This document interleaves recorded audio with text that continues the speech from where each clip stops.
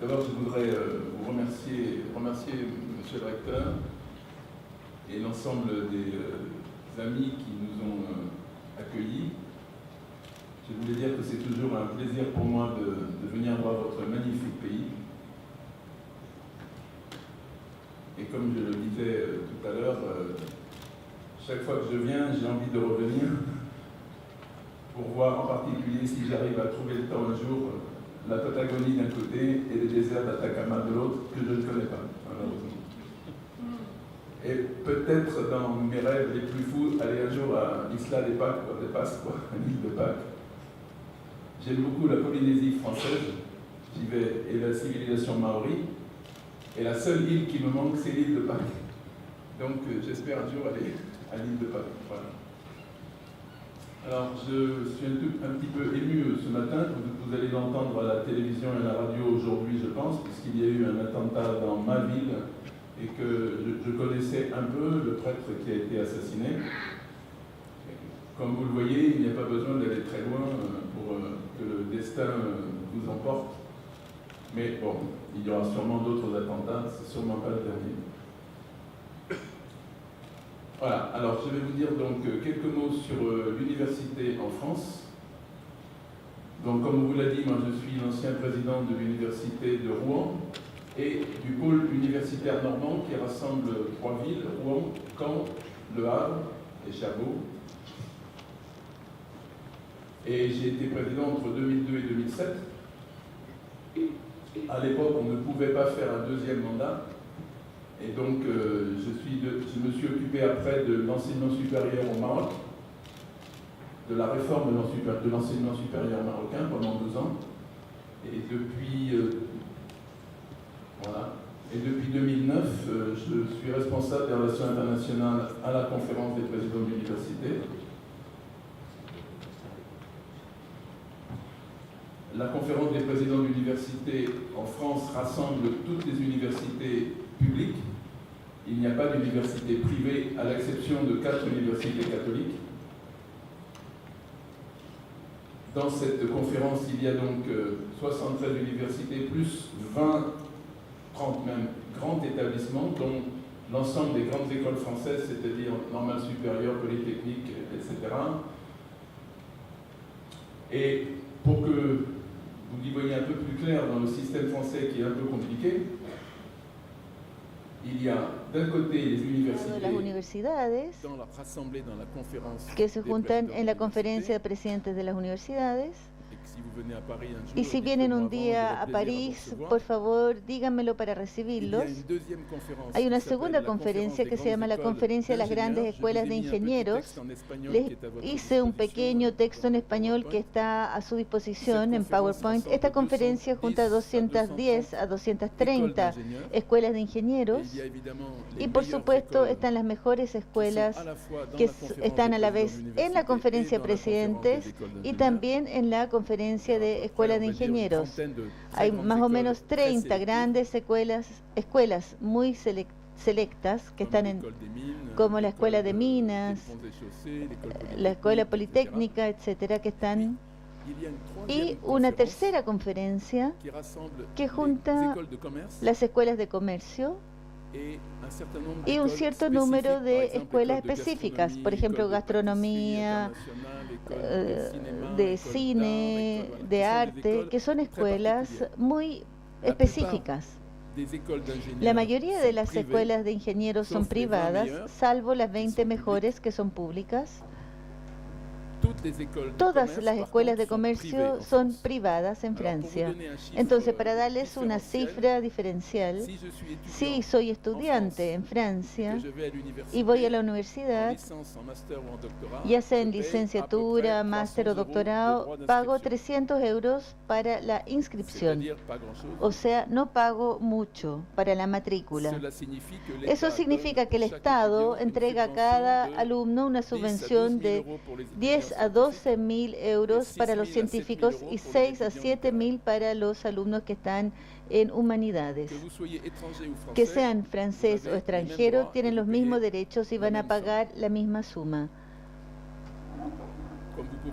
Como pueden imaginarlo, los presidentes de universidades se pasan todo el tiempo buscando dinero, subvenciones, y hay 3 fuentes.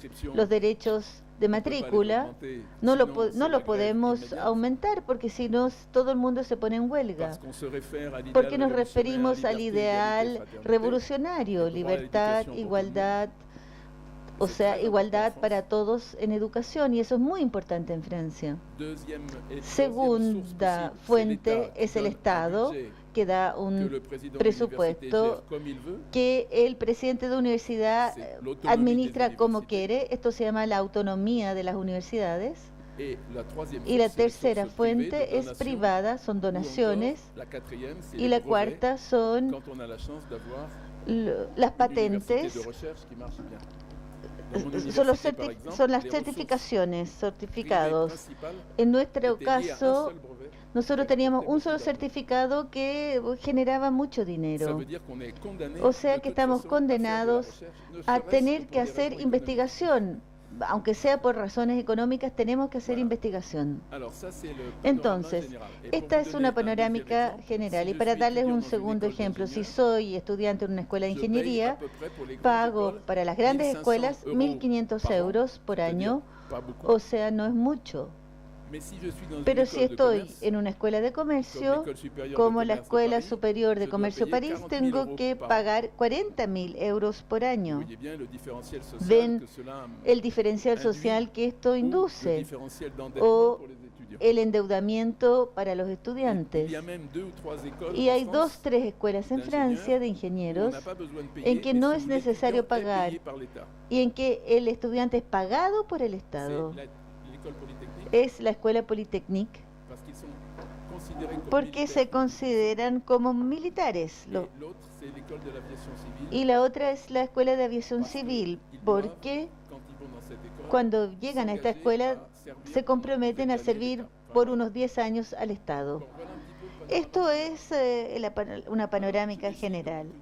Voy a tratar de mantenerme ahora en el plan que me había propuesto.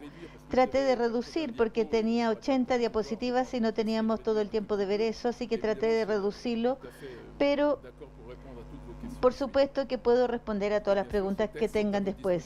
Y los textos están a su disposición. Puse las 80 diapositivas a su disposición, aunque no les voy a mostrar todas. Y el tercer PowerPoint sobre las escuelas de ingeniería en español, que también están acá. Algunos elementos históricos primero. En Francia estamos muy orgullosos de la Sorbona. Cuando vine a ver al señor rector ayer, encontré que en la organización su oficina se parecía mucho a la presidencia de la Sorbona, con el peso de la historia del pobre rector. Entonces, la Sorbona se fundó en 1250 por Robert de Sorbonne, pero en realidad, como siempre en Francia, París considera que tiene la primera universidad, pero eso no es la verdad. La verdad es más compleja. La primera universidad es Montpellier, que venía de la época romana, con una escuela de medicina, desde el tercer o cuarto siglo, sin duda.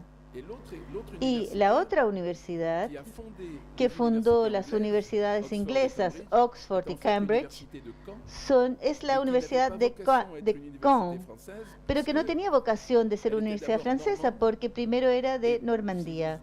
Y si ustedes se acuerdan de la historia, se van a recordar que el único que invadió Normandía era Guillaume el Conquistador, el bastardo. Guillermo el Bastardo, y con él se llevó la Universidad de Caen y el conjunto de la arquitectura de Caen que van a encontrar en Inglaterra, ya sea en Oxford o en Cambridge o en los palacios reales. También estoy pensando en Westminster. Si ustedes conocen las iglesias normandas, van a encontrar la misma estructura en la organización del espacio que nosotros tenemos en las iglesias que nos quedan en Normandía, en las abadías.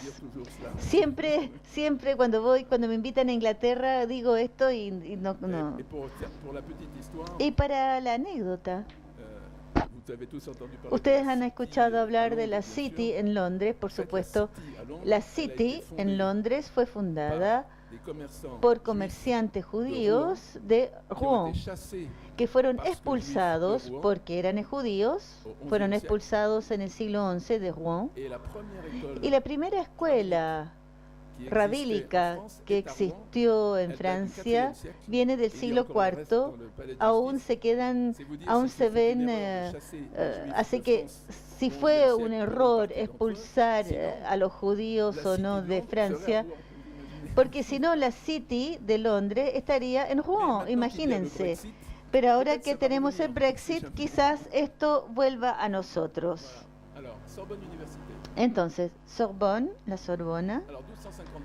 Entonces, 12.253 creación de la Sorbona, 1793 la Revolución en Francia. Las universidades se consideran como realistas y un decreto de la Convención suprime todas las universidades porque se consideran como conservadoras.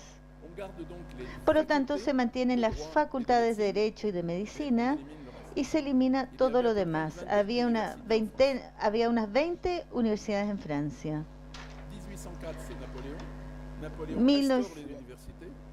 1804 es Napoleón que restaura las universidades, que las vuelve a poner, pero pone a un rector de universidad que va a nombrar personalmente y que es de su confianza.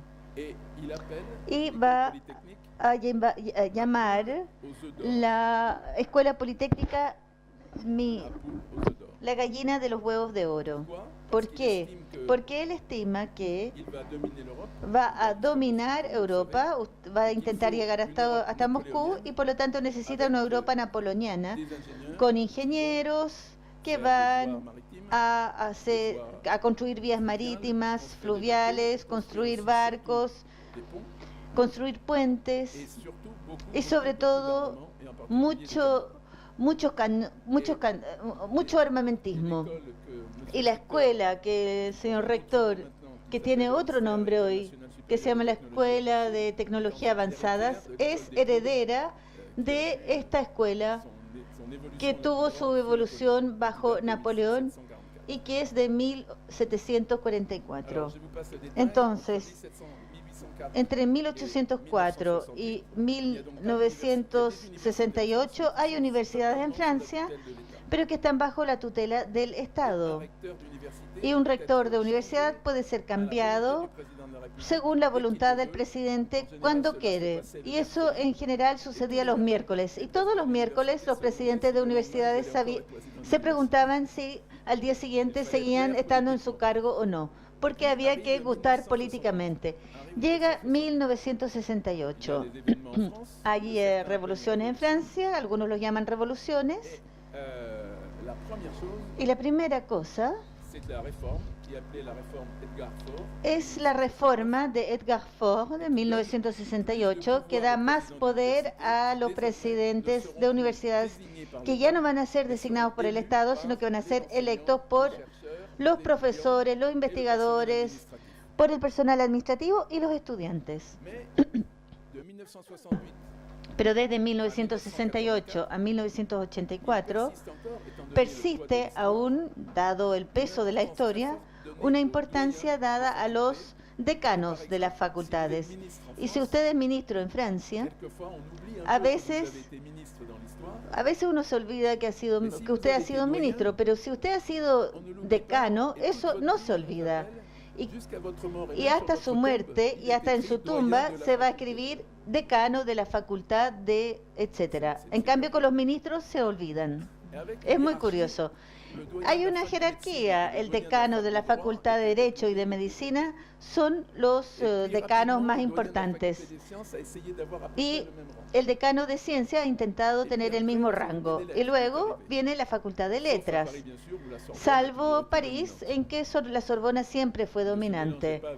Ellos no se mezclaban con los otros. Entonces, luego pasa la derecha a tomar el poder con el presidente Mitterrand, y el presidente Mitterrand quiere pasar una ley que se llama la Ley Savary y que va a reformar la universidad nuevamente, consagrándole mucha más autonomía, y sobre todo era en boga en esa época crear todo este estamento, es decir, cada ciudad de 30.000 habitantes quería tener su propia universidad o una sucursal, por decirlo así, de una universidad. Y había, por lo tanto, más de 150 de estas entidades y más de 73 universidades en su totalidad. Y cada una de estas sucursales quería pasar a ser una universidad. Cada persona de la política, desde la ciudad más pequeña, quería tener una representatividad universitaria. Podríamos decir que luego decíamos que small is beautiful.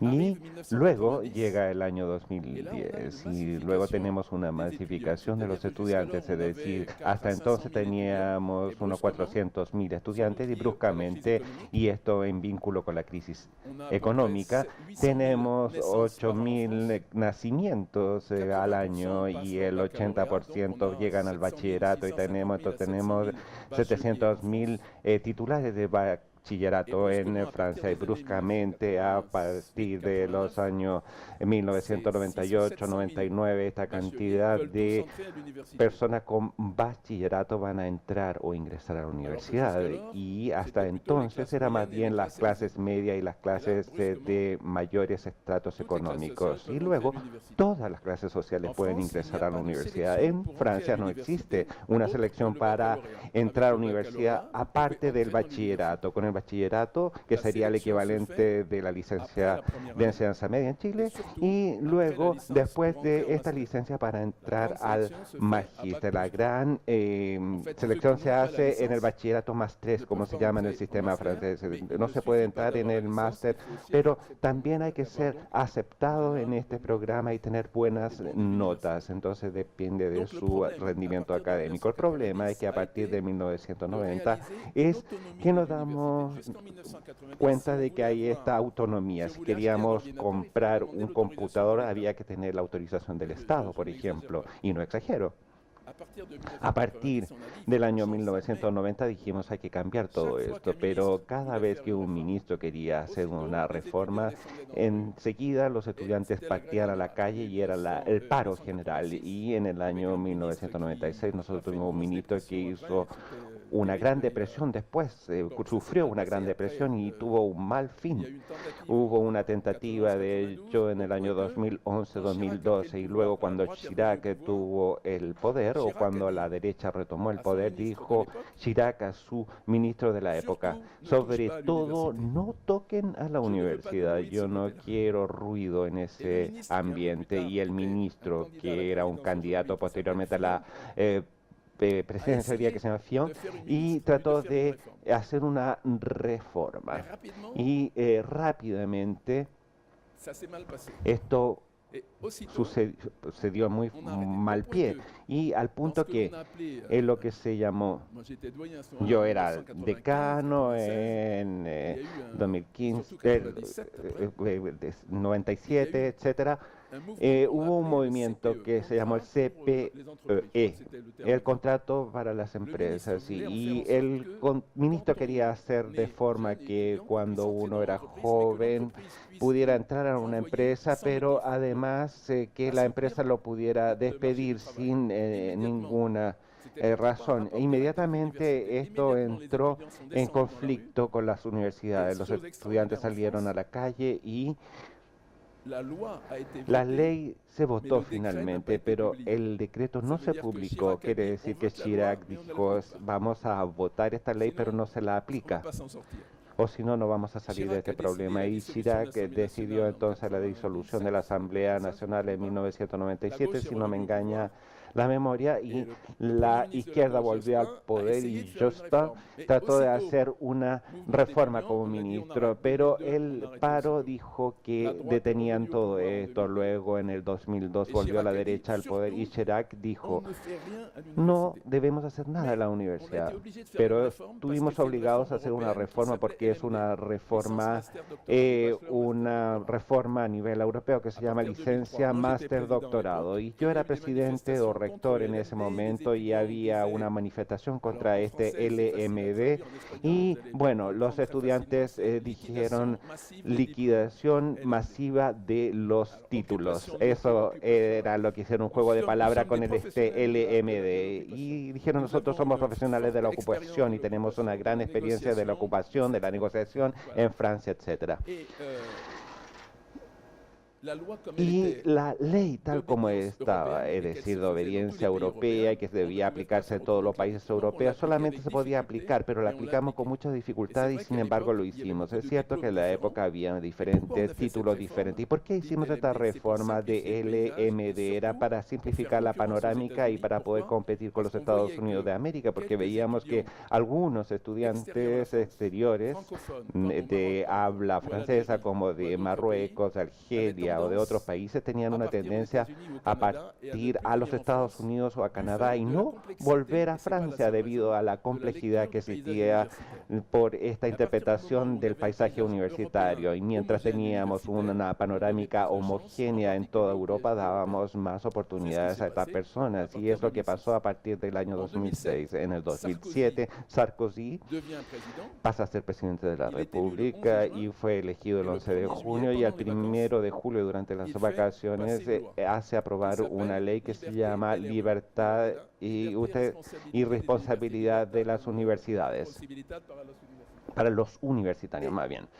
Y todos dicen que va a ser una revolución en el mes de septiembre, pero un milagro sucedió y nada pasa. Hay algunos movimientos, pero no ocurre mucho y la ley funciona y no hay una oposición muy contundente. De hecho, los partidos de izquierda no van contra la ley, sino que simplemente la quieren reestructurar, y cuando luego Hollande va a tomar el poder no va a tocar esta ley, sino que la va a reestructurar. La última ley, por ejemplo, de la enseñanza superior, que va a dar más autonomías a las universidades. Eso es más o menos lo que es el panorama jurídico, y estamos ahora en el año 2016 y los partidos de izquierda y de derecha están de acuerdo en Francia de no tocar la estructura global de las universidades, y todo el mundo más o menos está globalmente de acuerdo que ya no va a ser small is beautiful, es decir, de 73 diferentes universidades pequeñas, sino que al contrario vamos a tratar de concentrarnos en 25 comunidades universitarias, y la idea es de hacerlo en forma que una universidad dialogue con su colega en la misma región y sobre todo con todas las escuelas de ingenieros, para poder llegar a tener una red de información funcional entre los establecimientos de enseñanza superior. Y este neologismo, entonces, la comunidad universitaria, que en francés se llama COMU, y hay COMU que funcionan muy bien a través de una fusión, y le voy a dar el ejemplo de Estrasburgo, donde había 3 universidades y 5 escuelas de ingeniería. Hoy día solamente hay una universidad y cada una mantiene una autonomía relativa, pero cuando uno es doctor, es del doctor de la Universidad de Estrasburgo. Como explicaba ayer a nuestros amigos, cuando era el rector de la Universidad de Estrasburgo y venía a la reunión de los rectores, a veces había que pedir la autorización, porque el rector o el presidente de París tenía el poder de la palabra, digamos. Y a partir de 2007-2008, Estrasburgo, en el 2004 primero creo, 2 premios Nobel, y cuando uno tiene un premio Nobel, uno sube en el ranking internacional muy rápidamente. Y teníamos entonces a este pequeño rector de Estrasburgo que pasa a tener un gran peso y va a tener una fuerza, una voz tan fuerte como la de su colega en París. Y el hecho de tener una universidad como en Estrasburgo, una sola, le daba mucho más poder. Y en todo caso, una forma de capacidad para expresarse y también una legitimidad científica que no había gozado hasta entonces. Lo mismo en Toulouse. Si hay un premio Nobel en Toulouse, era algo que realmente dejaba completamente desencajado, y uno ve que el presidente federativo de Toulouse pasa a ser tan importante como el de la Sorbonne, algo que no se había visto nunca, inusitado completamente. Esa es la situación actualmente. Tenemos comunidades universitarias que funcionan muy bien en Estrasburgo, en Lyon, Grenoble, en Marseille, etcétera. Todo funciona muy bien porque la gente se comprende muy bien, y en París es mucho más difícil porque el número de establecimientos es mucho más significativo y además los acuerdos entre los establecimientos son más difíciles. Y para resumir este término, tienen más o menos 5 comunidades universitarias en París hoy día, y de las cuales una es particularmente importante en el plano científico, una que se llama Paritech y otra que se llama Saclay. Y es cierto que en Saclay, que espero que el señor rector tenga la ocasión de ir a visitar, la idea es poder tener un gran potencial científico siempre para el mismo objetivo, tener mayor peso a nivel internacional en la lectura de la competencia internacional. No lo he dicho ahora, pero a partir de los años 2000 hubo la aparición de los rankings internacionales y los franceses tuvieron la dolorosa experiencia de constatar que no estaban dentro de los primeros y creían que allí estaban. Vieron que en ese sitial estaban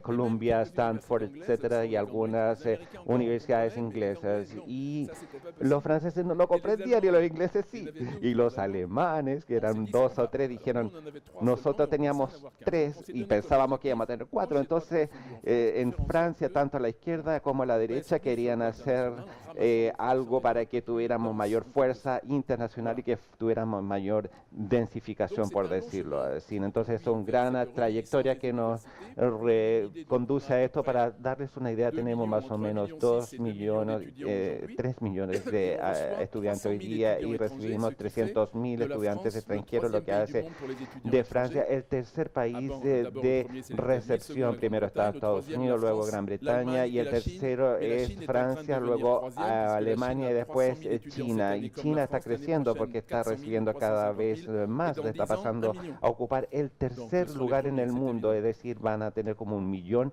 de estudiantes recibidos en un año más. La especificidad, como lo decía, de Francia era el proceso de Bolonia en el 2004 y la organización de las escuelas doctorales a partir de 2006, que fue un cambio notable en la organización de las universidades. Hasta entonces, cuando era uno docente y hacía pasar la tesis a un estudiante, era responsable de la totalidad, y a partir de 2007 las escuelas doctorales hacen de manera tal que hay un colegio de profesores que definían los criterios de posibilidades y los criterios de atribución de la tesis. El jurado no ha cambiado, siempre sigue siendo el mismo, pero cuando hay un conflicto, lo que sucede a veces entre el educando y el docente, no es solamente el docente o el profesor el que decide, sino que es la totalidad de este jurado. Algunos no estaban de acuerdo con esta fórmula, pero hoy día las cosas han encontrado un orden y hay cosas positivas para la regulación o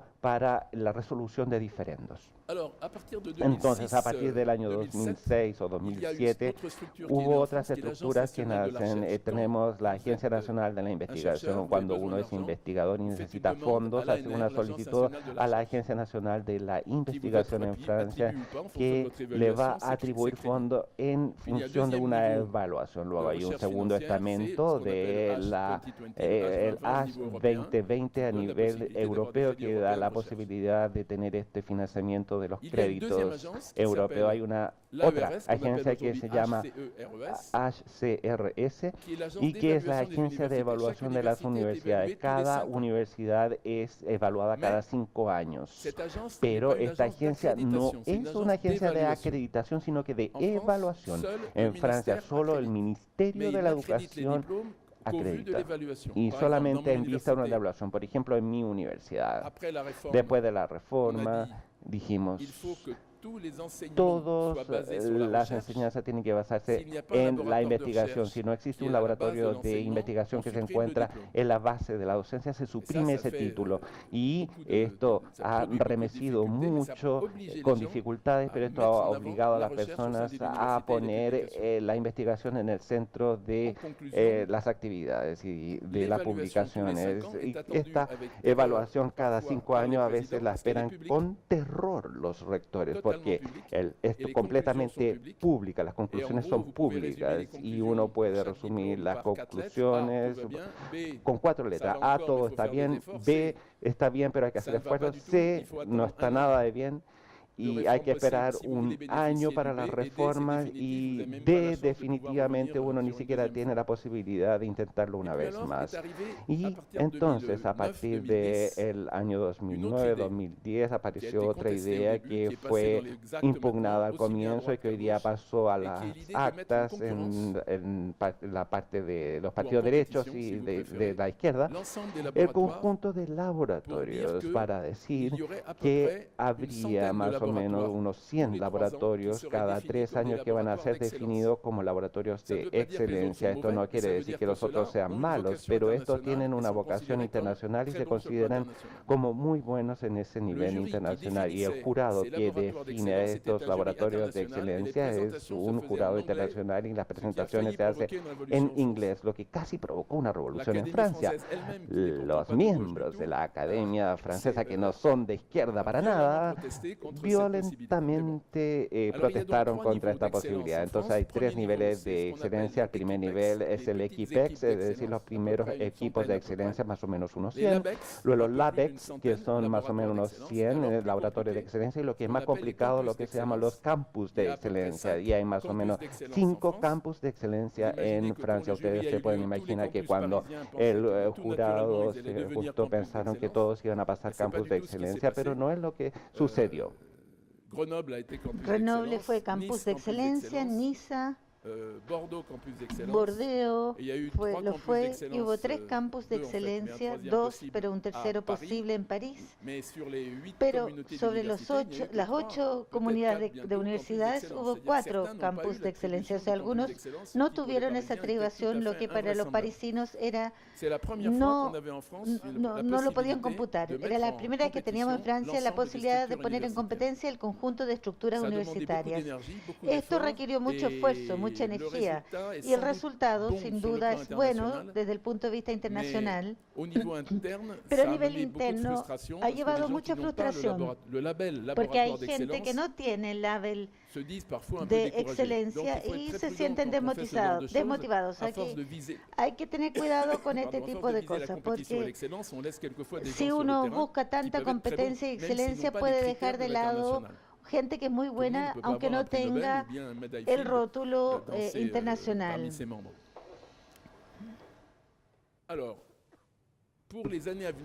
Para los próximos años, podemos decir que la universidad debe combinar a la vez una enseñanza clásica y también un long life experience, o sea, la posibilidad de recuperar personas que no han hecho estudios a los 30, 40, 50, 60 años y poder acompañarlos.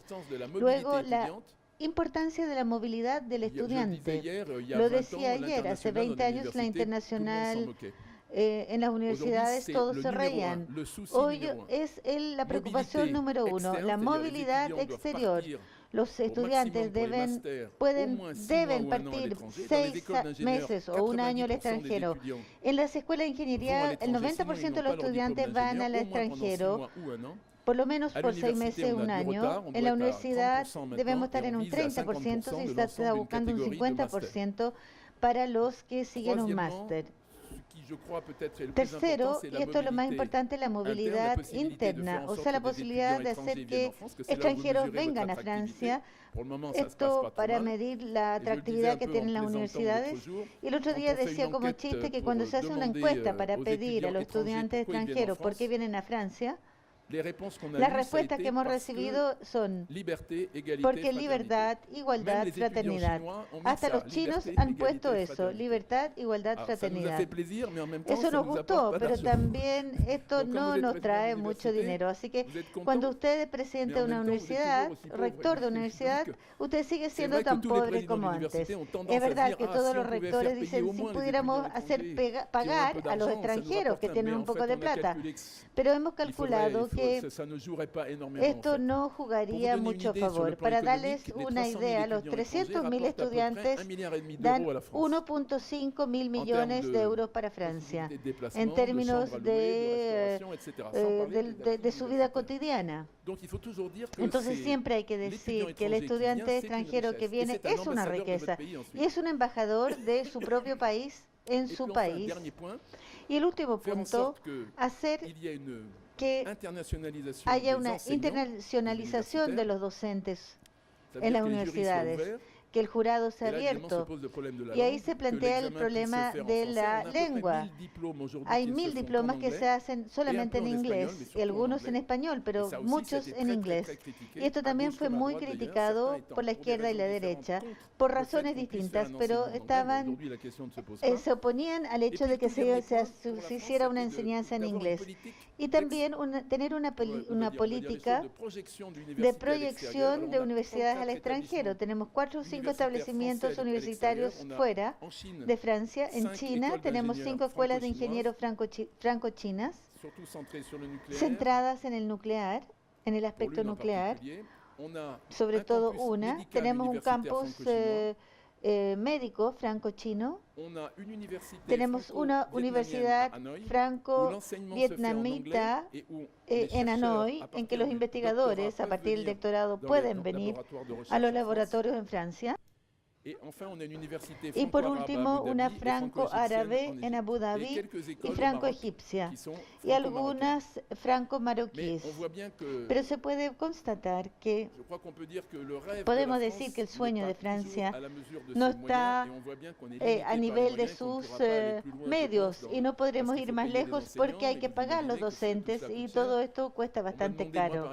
A mí me pidieron hacer que haya una universidad franco-canadiense, no tanto en Quebec, sino que en Ontario, que debiera tener derecho a su universidad, pero no teníamos los medios para construir una universidad. Y si no, había que hacer una privada, y como no hay universidades privadas en Francia, no podíamos hacerlo. Así que en términos de proyección tenemos nuestras propias contradicciones. Otro desafío es la especificidad francesa, que haga que haya universidades por un lado y grandes escuelas por otro. Usted es un buen estudiante, tiene 19 sobre 20 en el bachillerato, es muy bueno en física, en matemáticas. En general tiene que pensar hacer una de las grandes escuelas. Entonces hacen las clases preparatorias, las grandes escuelas que se encuentran en los liceos. Usted hace un año de matemática especial, después una matemática superior, y luego pasa a un concurso. Para darles una idea, hay 700.000, 800.000 nacimientos por año, 600, 700 estudiantes que salen del bachillerato, y solo hay 6.000 estudiantes que llegan a los concursos de las grandes escuelas, y de los 6.000, solamente 1.000 pasan los concursos de los grandes, y solamente 300 o 400 que llegan a la escuela politécnica. Es un 0.0 y algo. Hay una gran selección para las escuelas de ingeniería, una super selección, y el objetivo de la universidad, que consideraba que quiere recuperar estos ingenieros para tenerlos en el doctorado más tarde.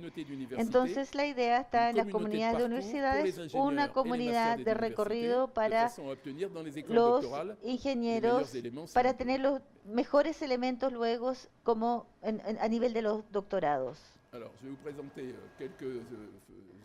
Quiero mostrarles algunas imágenes de universidades. La estructura del ministerio, acá tienen un ministerio de la enseñanza superior con una dirección de investigación y otra para la investigación en educación. Para darles una idea, la conferencia de rectores alimenta el ministerio, aun cuando somos independientes. Hace 5 años el presidente era el propio ministro y el viceministro era desde la ley de libertad y responsabilidad. La CPU es elegida por sus pares y no depende del ministro. Pero como estamos a 300, 400 metros del ministerio, nos vemos muy seguido y vamos muy seguidamente al ministerio para... Al ministro le gusta vernos, pero le interesa vernos porque la temperatura de los estudiantes es la temperatura política del país. Por lo tanto, nos mira con buenos ojos. Nos mira como en la leche que hierve en el fuego. Y somos parte de la expresión política de lo que sucede en el país. En la conferencia de rectores tenemos una representación en Bruselas. Bruselas nos sirve en términos de investigación. Y para darles una idea, tenemos una relación con la CPU alemana, polonesa, de los Países Bajos. Acabamos de hacer una universidad franco-española. Nos entendemos muy bien con los italianos, los portugueses, los españoles, los griegos, que hemos tratado de ayudar. Así que a nivel europeo, creo que a través de la organización que es la European University Organization, tenemos 800 establecimientos que están dentro de esta organización y nos vemos una vez por mes. Por supuesto que hay la estructura que es la más compleja para nosotros y es la estructura que nos evalúa, la HCERES. Y los expertos de esta estructura son los que son los más esperados y los más temidos. Y cuando se está en el directorio del HCERES, se está en el tercer poder. Primero los ministros, después el presidente y después este comité de evaluación a nivel nacional.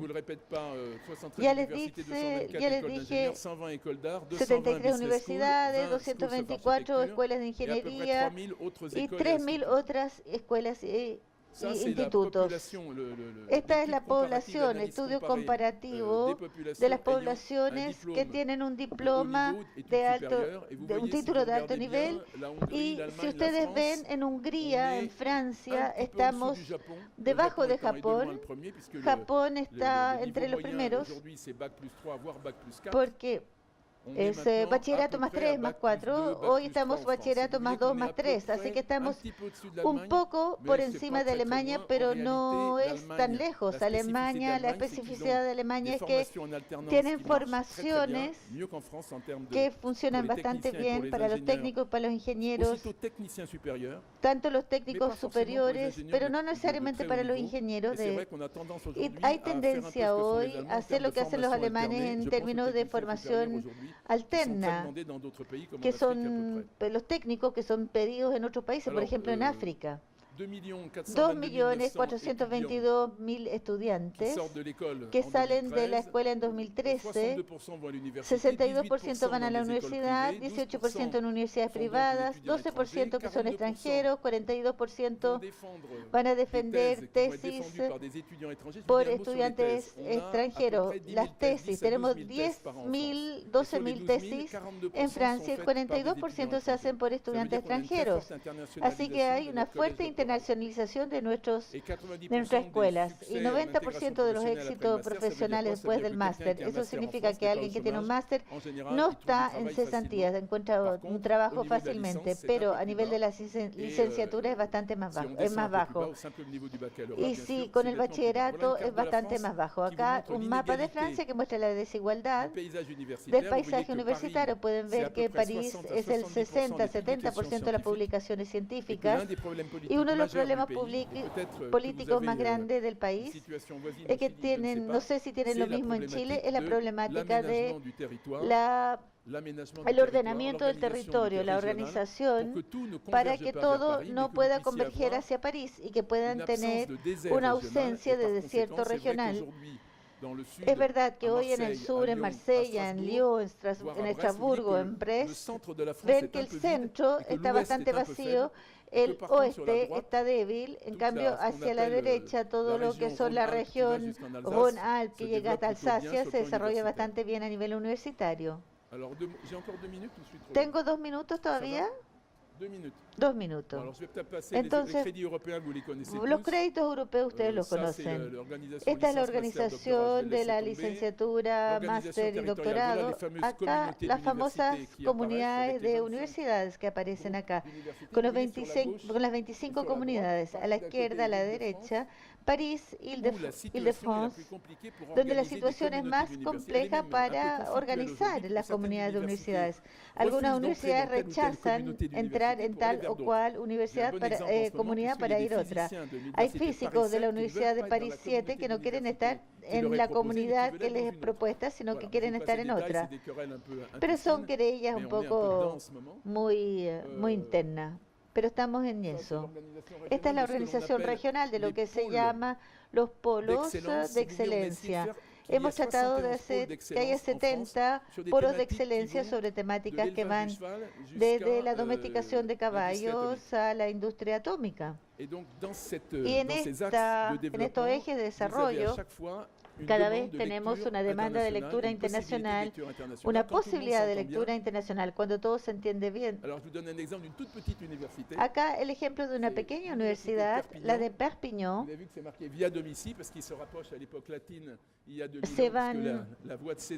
La vía de César pasaba justamente delante de la universidad, por eso sale vía Domici. En términos de energía escolar, es esta pequeña universidad de Perpignan que es líder en este tema.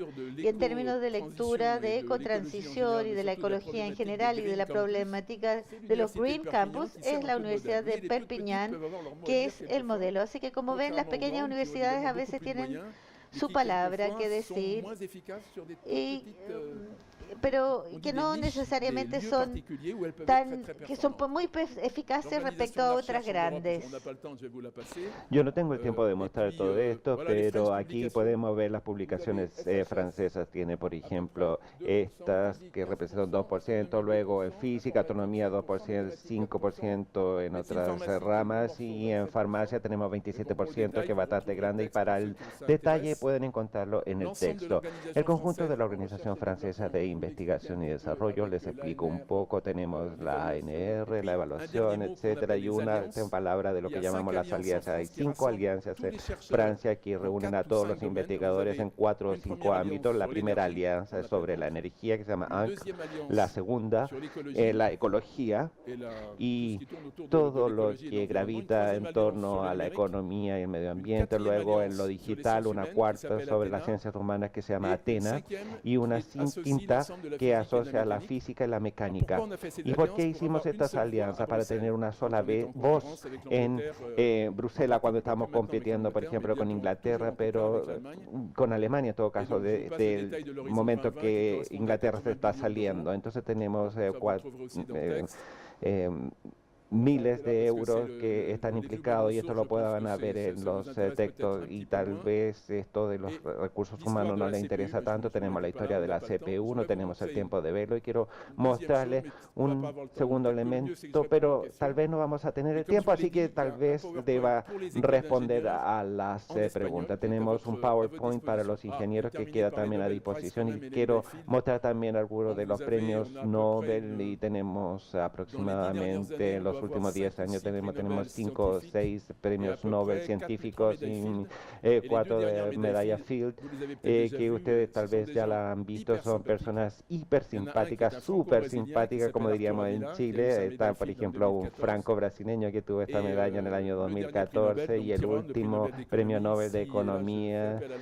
Y también yo recurro a la embajada, si ustedes lo pueden invitar, porque son algunas personas que son realmente súper simpáticas. Es un carioca clásico, llega a las conferencias de Bermuda con polera y con la polera de Río de Janeiro típica. Entonces, por lo general, los otros están muy de punta en blanco. Entonces, lo ven que pasa él en este traje. Así que yo creo que sería una muy buena escuela de matemática con Villani, que tuvo una de estas medallas, y Ávila, que es uno de mis alumnos. Y Ávila no ha venido acá todavía, ¿no? Creo que no ha venido. ¿Ávila?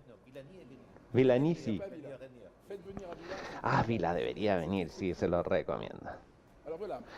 Entonces es un premio Nobel de 2012, Serge Laroche, que es premio Nobel de física, y tenemos también estos premios de física, química, medicina, etcétera, y así termino.